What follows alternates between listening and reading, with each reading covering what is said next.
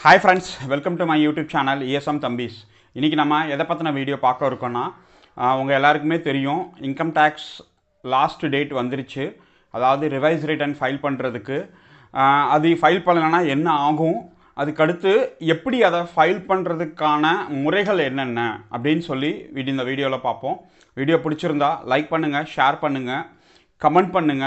இதோட நல்லதாக இருக்கா, உங்களுக்கு புரியுதா புரியலையா, இன்னும் எப்படி நான் எளிமையாக சொல்ல முடியும் அப்படிங்கிற விஷயத்தை நீங்கள் கமெண்ட் பண்ணால் தான் தெரியும். ஏன்னா ஃபீட்பேக் வரலனா நம்ம பண்ணுற வேலைக்கான பிரயோஜனம் இருக்காது. அதனால் தயவு செஞ்சு வீடியோ பார்க்குற எல்லோரும் கமெண்ட் பண்ணுங்கள். ஃப்ரெண்ட்ஸ், உங்கள் எல்லாருக்குமே தெரியும் நம்ம ஆர்மியில் சர்வீஸ் பண்ணுற வரைக்கும் வருஷம் ப்ராப்பராக இன்கம் டேக்ஸ் ஃபைல் பண்ணிகிட்டு இருப்போம். ஏன்னா டிடிஎஸ் பிடிச்சிருக்காங்க. இப்போ நம்மளுக்கு எப்படி வளர்த்துட்டாங்க அப்படின்னா ஆர்மியில் டிடிஎஸ் பிடிச்சாங்கன்னா, அதாவது டேக்ஸ் பிடிச்சா தான் வருமான வரி தாக்கல் பண்ணணும், டேக்ஸ் பிடிக்கலை வருமான வரி தாக்கல் பண்ண தேவையில்லை. ஏன்னா வருமான வரி தாக்கல் பண்ணுறதுக்குன்னு ஒரு 500 ரூபாய் 1000 ரூபாய் ஆகும். ஆடிட்டரை கொடுத்து பண்ணணும், இல்லை இன்கம் டேக்ஸ் பண்ணுறவங்ககிட்ட கொடுத்து பண்ணணும். உனக்கு தான் டேக்ஸே இல்லையே, பிடிக்கலையே, ஏன் ஃபைல் பண்ணிக்கிட்டு, இந்த மாதிரி நிறையா அஜாக்கிரதையால் இப்போ லேட்டஸ்ட்டாக நம்ம குரூப்பில் இருக்க நண்பருக்கு நோட்டீஸ் வந்திருக்கு. செக்ஷன் 143 நோட்டீஸ் வந்திருக்கு. என்ன காரணம்னு பார்த்தீங்கன்னா, அவர் எந்த வருஷம் பென்ஷன் வந்தாரோ அந்த வருஷத்துக்கு அவர் இன்கம் டேக்ஸ் ஃபைல் பண்ணலை. என்ன காரணம் அப்படின்னு கேட்கும்போது, சார் எனக்கு தான் டேக்ஸ் பிடிக்கவே இல்லையே, நான் ஏன் ஃபைல் பண்ணிக்கிட்டு, அதனால் தேவையில்லைன்னாங்க சார், அதனால் நான் ஃபைல் பண்ணல சார். அவர் பென்ஷன் வந்த வருஷம் வந்து 2020-21, அந்த வருஷத்துக்கு ஃபைல் பண்ணலை அப்படின்னு சொல்லி இப்போ அவங்க நோட்டீஸ் அனுப்பிச்சிருக்காங்க, ஃபைல் பண்ணுங்க அப்படின்னு சொல்லி.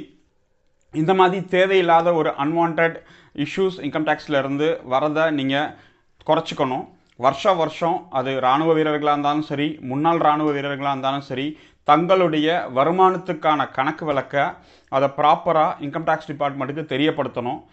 குறிப்பாக இப்போ நீங்கள் வருமானம் அப்படின்னு சொல்லி பார்க்கும்போது அது வந்து உங்களுடைய பென்ஷன். இப்போ சர்வீஸ் பர்சன்னா அவங்களோட சர்வீஸ் சம்பளம் மட்டும்தான் இருக்கும், வேறு எதுவுமே இருக்காது. அது ஆட்டோமேட்டிக்காக ஃபார்ம் 16 ஜென்ரேட் ஆயிரும். மேக்ஸிமம் ஃபார்ம் 16 ஒட்டி தான் அவங்களுக்கு வரும். இல்லை அவங்க தனிப்பட்ட முறையில் எஃப்டி இல்லை ஷேர் மார்க்கெட்ஸ் வேறு ஏதாவது மியூச்சுவல் ஃபண்ட்ஸில் இன்வெஸ்ட் பண்ணியிருந்தாங்க அப்படின்னா அது தனிப்பட்ட அவங்களோட வருமானம். இப்போ எக்ஸர்வீஸ்மேனை பொறுத்தளவு, ஃபார் எக்ஸாம்பிள் ஒரு எக்ஸர்வீஸ்மேன் அவங்களுக்கு பென்ஷன் வருது அப்படின்னா மந்த்லி எவ்வளோ பென்ஷனோ அது அவங்களோட வருமானம். இதுக்கடுத்து அவங்க இந்தியன் பேங்க்லேயோ ஸ்டேட் பேங்க்லேயோ இல்லை வேறு ஒரு ஜாப்லேயோ இருக்காங்க அப்படின்னா அந்த ஜாப்லேருந்து கிடைக்கக்கூடிய சேல்ரி, இது ரெண்டையும் சேர்த்து பார்க்கும்போது வருமான வரியோட அடிப்படை உச்சவரம்பை தாண்டிடுறாங்க. சரியா? அந்த அடிப்படை உச்சவரம்பை தாண்டும் போது அவங்க நினைக்கிறாங்க, எனக்கு தான் டேக்ஸ் பிடிக்கலை, நான் ஏன் ஃபைல் பண்ணிக்கிட்டு அப்படின்னு நிறையா பேர் மனசில் இருக்கும். அது 1 வருஷம் 2 வருஷம் 3 வருஷம் கழித்து இன்கம் டேக்ஸ் டிபார்ட்மெண்ட்டுக்கு தெரிய வந்துச்சுன்னா அவங்க நோட்டீஸ் அனுப்புவாங்க. அப்போ நீங்கள் அந்த இதை வந்து ப்ராப்பராக ஃபைல் பண்ணுற மாதிரி ஆயிரும். தேவையில்லாத இஷ்யூஸ் உங்களுக்கு வரும். அதனால் தயவு செஞ்சு வருஷம் இன்கம் டேக்ஸ் ஃபைல் பண்ணிடுங்க. இன்கம் டேக்ஸ் ஃபைல் பண்ணுறதுக்கான டேட் நீங்கள் பார்த்தீங்கன்னா 1 ஏப்ரலில் இருந்து 31 ஜூலை வரைக்கும் தான் அவங்க இன்கம் டேக்ஸ் ஃபைல் பண்ணுறதுக்கான டைம் கொடுக்குறாங்க. பை சான்ஸ் ஏதோ ஒரு விஷயத்தினால ஃபைல் பண்ண மறந்துட்டீங்க, இல்லை முதல்ல ஃபைல் பண்ணது தப்பாக ஃபைல் பண்ணிட்டீங்க அப்படின்னா அதை கரெக்ஷன் பண்ணுறதுக்கும் ஃபைல் பண்ணாதவங்க ஃபைல் பண்ணுறதுக்கான கடைசி வாய்ப்பாக அந்த ஃபைனான்ஷியல் இயருக்கு 31 டிசம்பர் கொடுக்குறாங்க. இது எல்லா வருஷமும் இதுதான் ஸ்டாண்டர்ட் டேட்டு. முடிஞ்ச அளவுக்கு நீங்கள் மே இல்லை ஜூன்லேயே உங்களோட இன்கம் டேக்ஸை ஃபைல் பண்ணிடுங்க. ஃபைல் பண்ணும்போது முக்கியமாக நீங்கள் கவனிக்க வேண்டிய 2 விஷயங்கள் நான் சொல்லிடுறேன். இப்போ அவங்க எல்லாருக்குமே தெரியும், இன்கம் டேக்ஸ் ஃபைல் பண்ணுறதுக்கு ஐடிஆர் 1, 2, 3, 4 அப்படின்னு இருக்குது. அது இன்னொரு டீட்டெயில் வீடியோவில் நான் சொல்கிறேன், யாருக்கு 1 யூஸ் ஆகும், யாருக்கு 2 யூஸ் ஆகும், யாருக்கு 3 யூஸ் ஆகும்னு சொல்லி. மேக்ஸிமம் 90% ஐடிஆர் 1 தான் நம்ம ஃபைல் பண்ணுவோம், ஏன்னா சேலரி எம்ப்ளாய்ஸ்க்கு அதுதான் வரும். அதில் நீங்கள் ஃபைல் பண்ணும்போது 2 ஆப்ஷன் இருக்குது. ஒன்று நியூ டேக்ஸ் ரெஜிம், இன்னொன்று ஓல்ட் டேக்ஸ் ரெஜிம். அந்த மாதிரி வருமான வரி எப்படி நீங்கள் ஃபைல் பண்ண போகிறீங்க, இந்த நியூ டேக்ஸ் ரெஜிமில் பண்ண போகிறீங்களா இல்லை ஓல்ட் டேக்ஸ் ரெஜிமில் ஃபைல் பண்ண போகிறீங்களா, முதல்ல முடிவு பண்ணிக்கோங்க. ஏன்னா இப்போ வந்து ஓல்ட் டேக்ஸ் ரெஜிமுக்கு ஒரு பெனிஃபிட்ஸ் இருக்குது, நியூ டேக்ஸ் ரெஜிமுக்கு ஒரு பெனிஃபிட்ஸ் இருக்குது. நீங்கள் எப்படி உங்களோட அன்றாட வாழ்க்கையில் எந்த மாதிரி இன்வெஸ்ட் பண்ணி வச்சுருக்கீங்கன்னு சொல்லி உங்களுக்கு தான் தெரியும். இதை புரிஞ்சுக்கிட்டு எந்த டேக்ஸ் ரெஸ்யூமில் நீங்கள் ஃபைல் பண்ணணும்னு இருக்கீங்களோ அதில் எதில் பெனிஃபிட்ஸோ அப்படின்னு டேக்ஸ் தெரிஞ்சவங்கள வச்சுக்கிட்டு, குறிப்பாக ஒரு ஆடிட்டரோ இல்லை இன்கம் டேக்ஸை பற்றி ஒரு அடிப்படை அறிவு இருக்கிறவங்களோ அவங்கள்ட்ட கேட்டுட்டு அதுக்கு ஏற்ற மாதிரி நீங்கள் ஃபைல் பண்ணுறது பெட்டராக இருக்கும். என்னோட சஜஷன் வந்து, நீங்களே உங்கள் இன்கம் டேக்ஸை ஃபைல் பண்ணணும்னு விருப்பப்பட்டீங்கன்னா தப்புக்கள் நடக்கிறதுக்கு வாய்ப்பு இருக்குது. ஏன்னா எல்லாராலையும் கரெக்டாக பண்ண முடியாது, அதுக்குன்னு படிச்சுட்டு வந்திருக்காங்க. சரியா? இல்லை நம்மக்கிட்ட கான்டாக்ட் பண்ணாலும் நம்ம அதை ஃபைல் பண்ணி தந்துட்டுருக்கோம். முறையாக யாருக்கு தேவையோ, அதாவது ஓல்ட் டேக்ஸ் ரெஸ்யூமில் உங்களுக்கு வந்து அந்த பழைய டிடக்ஷன்ஸ் உங்கள் எல்லாருக்குமே தெரியும். 80C, நம்மளோட ஏபி ஃபண்ட், ஏஜிஐ, பிஎல்ஐ, சரியா, எல்ஐசி, இந்த மாதிரி 80Cயில் உங்களுக்கு 1.5 லட்ச ரூபாய் வரைக்கும் டிடக்ஷன் இருக்குது. அதே மாதிரி 80D, 80EE ஹவுசிங் லோன்லேருந்து இருக்குது. சரியா? நீங்கள் ஏதாவது டொனேஷன் கொடுத்துருந்தீங்க அப்படின்னா 80Gயில் இருக்குது. இந்த மாதிரி டிடக்ஷன்ஸ் நிறையா இருக்குது. ஆனால் நியூ டேக்ஸ் ரெஸ்யூமில் எதுவுமே கிடையாது. இதுதான் இதில் உள்ள பெரிய இஷ்யூஸ். நீங்கள் என்ன தான் இன்வெஸ்ட்மெண்ட் பண்ணி வச்சுருந்தாலும் உங்களுக்கு எந்த விதமான பெனிஃபிட்ஸும் கிடைக்காது. அதுதான் நியூ டேக்ஸ் ரெஸ்யூம். டிடக்ஷன்ஸ் மேக்ஸிமம் இல்லைன்னு தான் சொல்லணும். 1-2 தான் இருக்குது. அது எல்லாருக்குமே அது கிடைக்காது. அதனால் நீங்கள் எதில் போகணும் விருப்பப்படுறீங்களோ உங்களோட சாய்ஸ். யார் எதுலனாலும் போய்க்கலாம், இதில் தான் போகணுன்னு கம்பல்சரி கிடையாது. ஆனால் இன்கம் டேக்ஸ் டிஃபால்ட்டாக அதை ஃபைல் பண்ணும்போது அவங்க வந்து நியூ டேக்ஸ் ரெஸ்யூமை தான் செலக்ட் பண்ணி வச்சுருக்காங்க, ஆட்டோ செலக்டட். அதாவது நீங்கள் இன்கம் டேக்ஸ் வெப்சைட்டில் லாகின் பண்ணிங்கன்னா உங்கள் இன்கம் டேக்ஸ் ப்ரொஃபைலில் வந்து உங்களுக்கானது நியூ டேக்ஸ் ரெஸ்யூம் தான் கவர்மெண்ட் சிஸ்டமேட்டிக்காக அதுதான் செலக்ட் பண்ணியிருக்காங்க.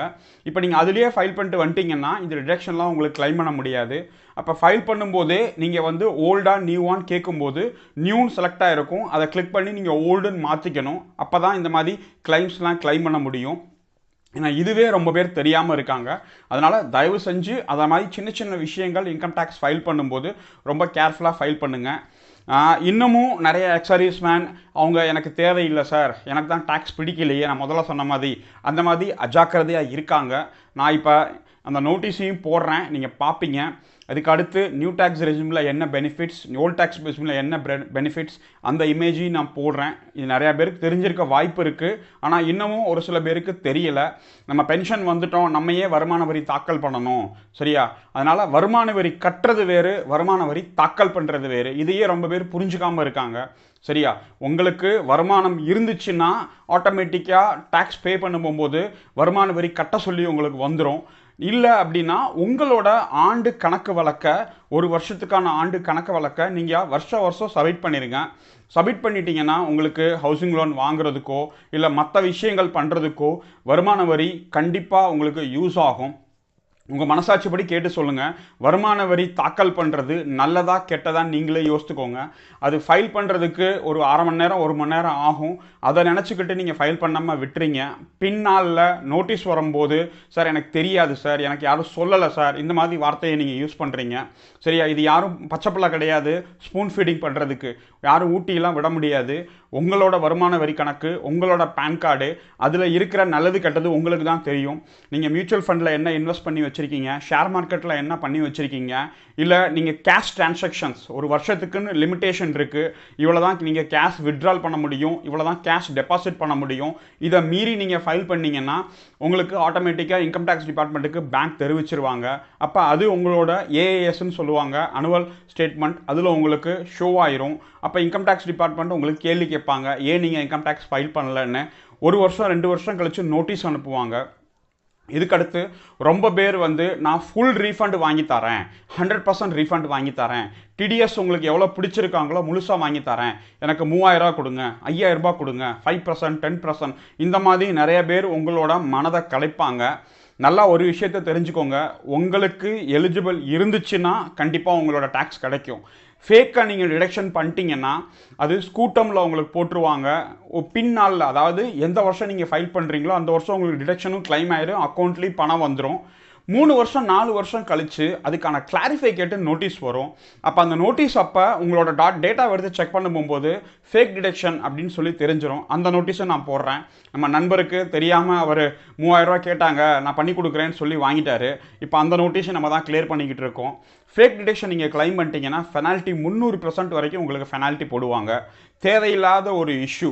சரியா? உங்களுக்கு கவர்மெண்ட்டுக்கு கட்ட வேண்டிய டேக்ஸை நீங்கள் முறையாக கட்டிட்டீங்க, இல்லை உங்களுக்கு ரீஃபண்ட் வர வேண்டியதாக இருந்துச்சு அப்படின்னா அந்த கணக்கு வழக்கை வச்சு நீங்கள் கரெக்டாக பண்ணிடுங்க. பண்ணிட்டீங்கன்னா உங்களுக்கு எந்த பிரச்சனையும் வராது. ஒரு அல்பத்தனமான ஆசைக்கு ஆசைப்பட்டு நீங்கள் தான் கொண்டு போய் முசீபத்தில் போய் நிற்பீங்க, பிரச்சனையில் போய் நிற்பீங்க. இதுதான் இந்த வீடியோ மூலமாக நான் தெரிஞ்சுக்கிறேன். வேறு ஏதாவது இன்கம் டேக்ஸ் பற்றி உங்களுக்கு ஜென்ரல் டவுட்ஸ் இருந்துச்சு, இல்லை வேறு ஏதாவது கிளாரிஃபை பண்ணணும் அப்படின்னா கமெண்ட் செக்ஷனில் நீங்கள் கமெண்ட் பண்ணுங்கள். என்னோடய வாட்ஸ்அப் குரூப் இருக்குது, ESM Thambis 2. அந்த குரூப்பில் நீங்கள் ஜாயின் பண்ணணும் விருப்பப்பட்டீங்கன்னா லிங்க் டிஸ்கிரிப்ஷனில் இருக்குது. லிங்க்கை கிளிக் பண்ணி நீங்கள் ஜாயின் பண்ணிக்கலாம். என் சேனலுக்கு சப்போர்ட் பண்ண விருப்பப்பட்டீங்கன்னா சேனலில் மெம்பர்ஷிப் ஜாயின் பட்டன் இருக்குது. ஜாயின் பட்டனை கிளிக் பண்ணி நீங்கள் ஜாயின் பண்ணிக்கலாம். என்னோட அஃபிஷியல் மெம்பருக்கு எல்லா விஷயங்களும் முதல்ல தெரிய வரும், முதல்ல நடக்கும். இதான் இந்த வீடியோ மூலமாக நான் கேட்டுக்கிறேன். தேங்க்யூ வெரி மச் வாட்சிங் திஸ் வீடியோ.